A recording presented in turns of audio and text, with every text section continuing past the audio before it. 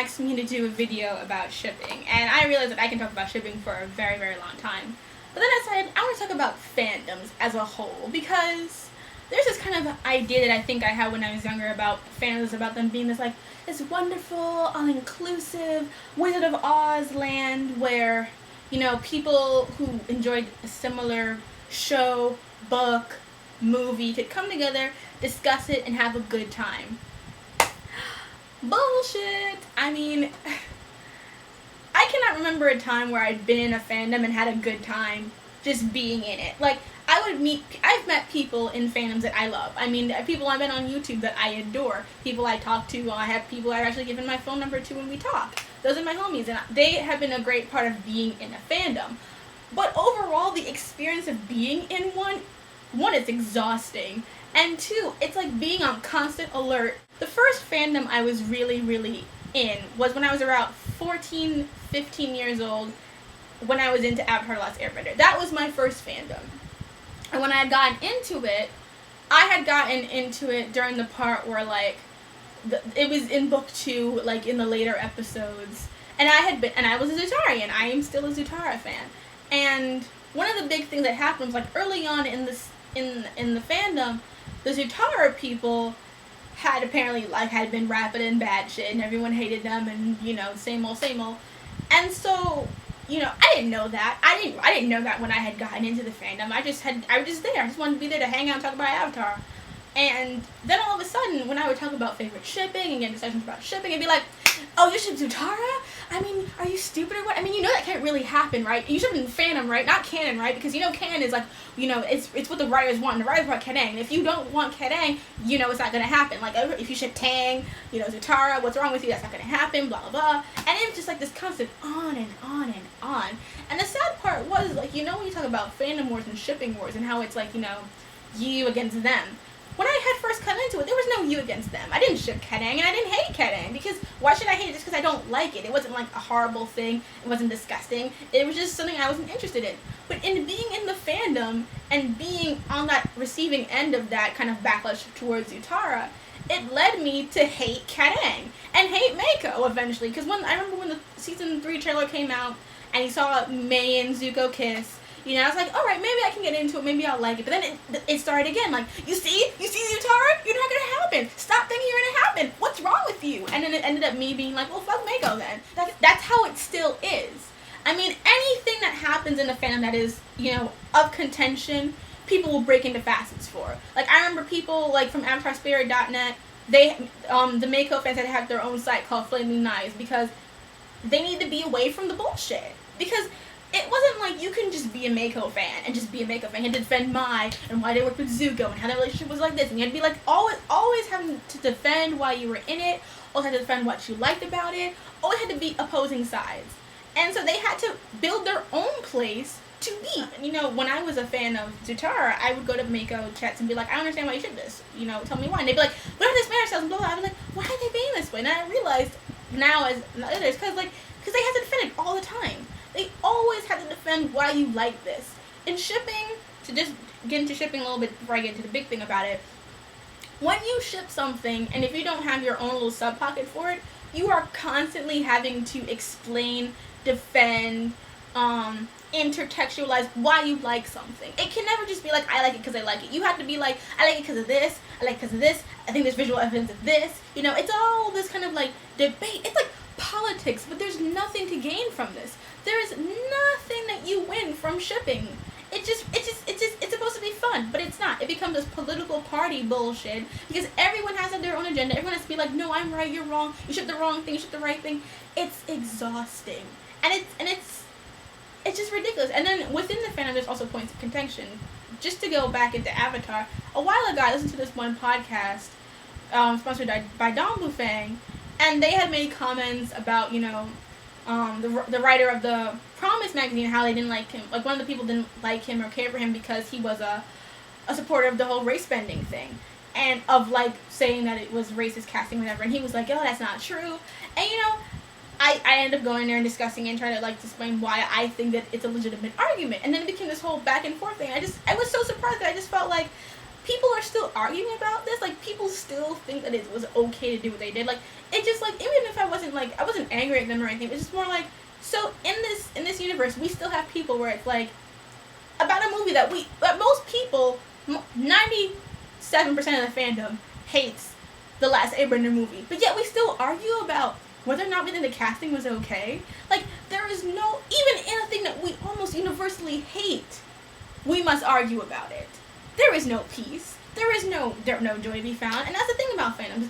It is all about going, like, if you like in Doctor Who, it's always fighting about who's the best doctor, who's the best writer. And while all of those can be decent arguments when it comes down to, discussing and debating, story arcs, character arcs, etc., it really becomes into, like, this kind of, like, back and forth. And if you like the new Who and you haven't seen the old Doctor Who, then you're not a real Doctor Who fan, because if you haven't seen both, you're not a real fan. And then people are like, I can like what I want, I don't have to watch the old graphic shit. And then it's like, no peace. Nothing. Like, Doctor Who companions, oh my god. People will argue about that.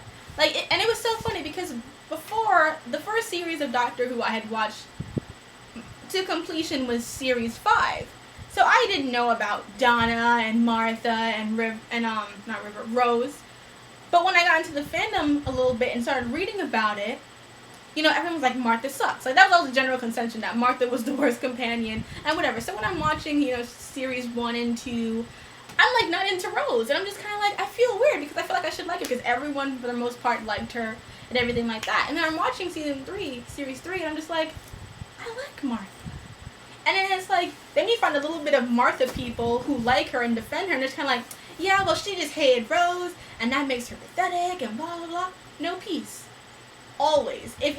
Especially when you're in that kind of series where it's like, if you like that one character who no one else really likes, it's just you and that group of friends. It's hilarious. Like, and a show like Game of Thrones and a series like A Song of Ice and Fire is the perfect example of how that shit works. Because if you were to take a random group of A Song of Ice and Fire or Game of Thrones fans and just put them in a room together and have them talk about different characters, you would have the most venomous, name-calling things in the entire world. Hell, you take me and Larry from Otaku Assemble and you make us talk about Sansa, you will have, like, the most back and forth argument, yelling thing ever, because, we have two completely different opinions about that character, and, we both feel passionate about others. Like, he really hates her, I love her, she's one of my favorite characters, and so, like, even in something that we both love this series, we both feel passionate about it, we both enjoy, we both like talking about it. But even so, when it comes down to it, and talking about, like, characters and people that we like and how themes go, two completely different opinions.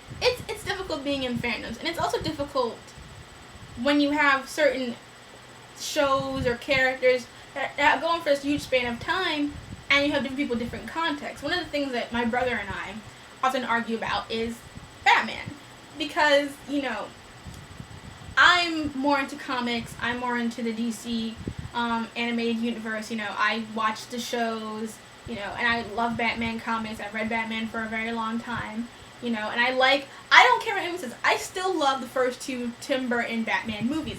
I still love them, I enjoy them, I realize that they are, not to the cinematic and directorial brilliance of Nolan, but I still think that they are great movies, and I enjoy them very, very much. I love Batman Returns is one of my favorite Batman movies. I don't give a fuck. That's what I like. For him, Nolan is his favorite Batman. And so sometimes we'll get into, like, little debates, because we tried to watch Under the Red Hood one time, and he just kind of joking around saying, like, he can't really but he doesn't really, like, find it as believable, because he's so used to Nolan's more,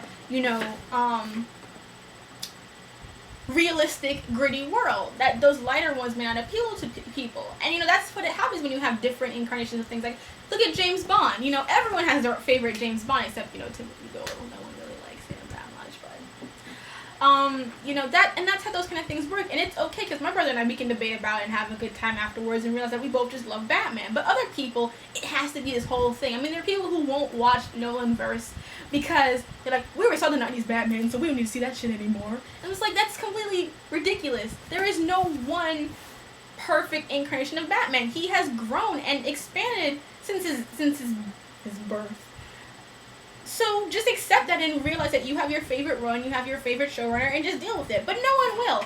Everyone has to fight to the death about it, and it's what ruins fandom. It's a contentious place, and every time something different comes up, like, I'm sure they're gonna, when this new reboot of Sailor Moon comes on, there'll be people like, oh no, I hate the original, now this one is better, or I love the original, this one is just ridiculous and unnecessary. People are already starting to do that. People are already starting to be like, I like the filler, I like the transformation series, I like this stuff, I don't want to be replaced. And there are people who are like, fuck yeah, get rid of that shit, it was never necessary to begin with. Shipping is probably, it is the most fun thing about a show and the most obnoxious thing about a show. And when writers, people say that writers can't ship. That's bullshit. Writers definitely write knowing about shipping, especially Slash. I have no problem with Slash shipping. I ship Slash from time to time myself. The problem I have with Slash shipping is this. It's twofold. One, writers will queerbait. They will make believe that these two characters who are not gay, and they're not gonna make gay, act like they're a romantic fit couple to make the fans interested in their relationship. Merthyr, Sherlock, and Holmes in any of their incarnations you want to talk about, they will always play out that relationship, that bromance dynamic, into a shipping romantic level. But they will never take it beyond that.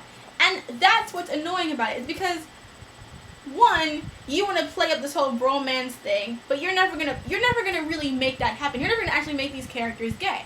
And if they did, it would probably make people flip balls. I mean, people are already mad about, there being a black Guinevere on Merlin. They definitely were going to take a gay Arthur. People can't even accept the fact that, Richard the Lionheart was probably bisexual. They're not going to accept that shit. So, people aren't going to accept that their favorite characters are going to be homosexual anyway. And the writers know this. The writers do not want that. But they want to play to that audience anyway.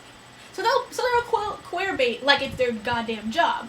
And as a result of that, which is the second problem I have with Slash shipping at times, is that the female love interest of either person will suffer from this. They will get blamed for being in the way of the beautiful bromance that's going on there. And it'll be bullshit. Because they're not in the way of anything. The writers are playing with you. They know you want these two male characters to be together. They know this. And they will play that up. They will flirt with your emotions. They will mess around with you as much as they can. Like, look at what happened with the Teen Wolf thing with Starrick. That whole thing where they're on a boat together and stuff. Like, that's totally baiting them. I mean, is there a chance that it might happen? Maybe. It could happen. But right now, who is, Styles with? He's with Lydia. He still likes Lydia. He's kind of implied to like Eric a little bit. Derek hasn't been seen in a romantic relationship, except he's flirted with one girl. He has a sexual relationship with another girl, but that was in the past. There is nothing to indicate that these men might be bisexual to begin with, because even if they were to be with each other, they wouldn't be gay. They'd be bisexual. Bisexual men exist.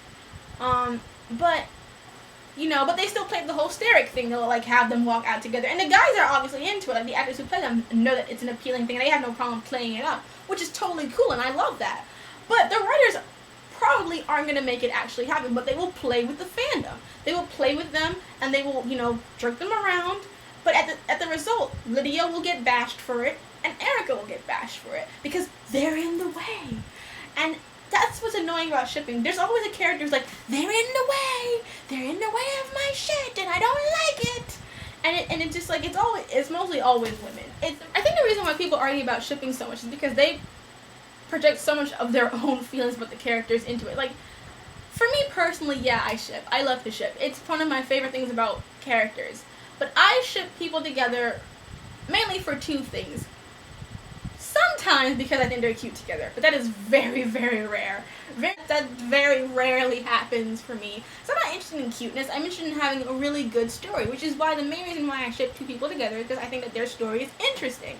It rarely is about romance. It's about the fact that they have a compelling story together as two people, or they could have a compelling story together as two people. That's the reason why I shipped Zutara. It wasn't because I thought, like, oh my god, so hot. If they bone, it'll be like... It was because I just thought, If they got together, that would be a really interesting story. It could lead to some really interesting growth of them together, and that would be fun. It's not about like, oh, he's so perfect. And there will always be those ships that people hate just because, like, first of all, there are people who just purely ship canon, which I have never been. I've never been a canon shipper in general. Like, there's some canon ships I like, but mostly I'll be like, whatever. Then there's crack shippers who will ship anything under their sun.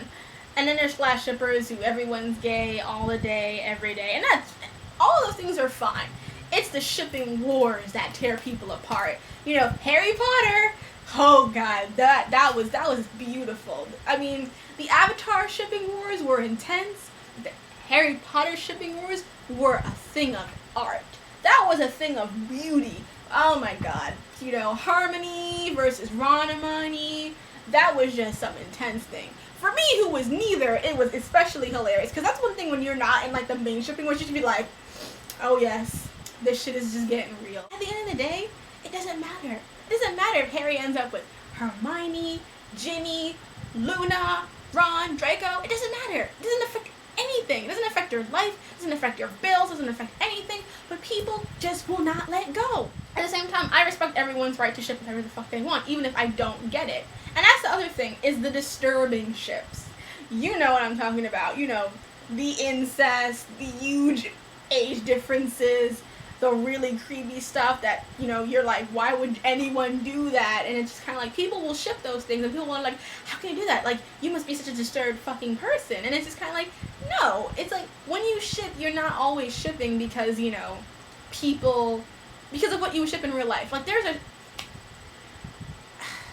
are things I ship in A Song of Ice and Fire that I would not support in real life. I wouldn't think that, do I even want to say this?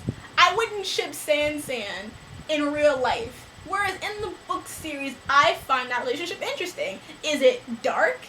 Yes. That's why I find it interesting. I wouldn't find it interesting if I thought, oh my god, she can totally change him and make him a good puppy and then it right into the sunset. Like, that's not why I like it. I like it because it is dark, because it is kind of a taboo-ish thing, and how it fits with their characters. And that's what some people ship dark stuff for, is because it's interesting. I mean, people ship, you know, like, I personally cannot ship anything with incest in it. I'm a sibling. I'm an older sibling. That stuff just weirds me out personally. But, you know, people ship Wincest and, you know, Uchida brothers and, who the fuck else? The brothers from, you know, Shoshonru and Inuyasha. All that kind of stuff. People always want to ship all these different things because they can. And they're not real. These are not real people. You know, it doesn't matter if you ship Inuyasha and Shoshonru because they're not real. You can do whatever you want. It's like playing The Sims. You can play God because it's just for fun. And that's what it should be. It should be for fun. It should just be because you think something is fun and it's a good time. But because of the fandom, because of the nature of having to argue and say, no, you're wrong, no, this is wrong, this is disturbed, you're weird, blah, blah, it has to be this whole back and forth. Like, I remember, like, people would call, if you're a Katanga, then you're a pedophile. And it's like, how do you, like... And, you know, it's sad because, you know, even I can admit to being running in a hole. You're like, ha ha, yeah, it's so weird, it's all pedo. And it's like, it's wrong. Because why would you, it's wrong to say that kind of shit. And like Tumblr, where, you know, people will often tag hate in, that tag. Like, I ship Bayman from The Vampire Diaries. You know, someone made a whole Tumblr about how Bonnie and Damon suck and how Bonnie sucks and everything like that. It's kind of like, why are you trying to antagonize people? Now that you have a perfect place to have a microcosm, to have a place where only people who should like this thing will be in it, people still want to come and start shit. Like, perfect example to end this whole thing about fandoms. Okay, Sherlock, super popular show on BBC, most people love it, awesome sauce, right? Elementary, new Sherlock Holmes adaptation coming out on CBS, has, you know, takes place in New York City. Watson is now a female character and Chinese because she's played by Lucy Liu. Now, of course, no one was happy about this who liked Sherlock, and they're like, oh, this is gonna be horrible. They're trying to camping on the success of, you know, BBC Sherlock, and it's just kind of like, before this show even started, before there was any real previews for it, before any interviews with people were already like, this is gonna suck, this is gonna suck, this is gonna suck. And people started, talking about it's homophobic, and that Lucy Liu was homophobic. All these insults were getting thrown around at elementary. Like, even writers like Moffat said stuff, people who worked in Sherlock were saying things. And so you had the people who were already starting to like elementary because they hated Sherlock, and they were like, you guys are being so pretentious. And before this show, Elementary, is even out, people have started having stand wars over it. People have already started debating and arguing about this show and what it will do, what it could do, and it hasn't even aired yet. Not a damn thing. To me, the whole thing is hilarious because it's just like, yeah, if they're doing a Sherlock Holmes thing, they must be copying BBC Sherlock. They couldn't be copying or be inspired by like Robert Downey Jr.'s Sherlock Holmes or anything like that. It must be copycat. He's been portrayed so many times by so many different actors in so many different kind of ways of doing it. He's been a robot. He's been an alien. There's so many ways people have done Sherlock Holmes. But if they're doing it now, while this show is so popular, they must be copying. Those damn Americans, always ruining our shows, taking them and making them inferior, darn them. And it's just like, it's such bullshit. It's just bullshit, not even because I agree with one side or the other. It's bullshit because it's unnecessary. Why do you need to argue about this? You can have two shows with similar characters or even something on the same channel. I mean, Grimm and Once Upon a Time, their fandoms do not cross over. If you, and besides, Sherlock airs 3 episodes. Yeah, Elementary will certainly be stealing viewers from you. Fandoms, dark and scary, scary place.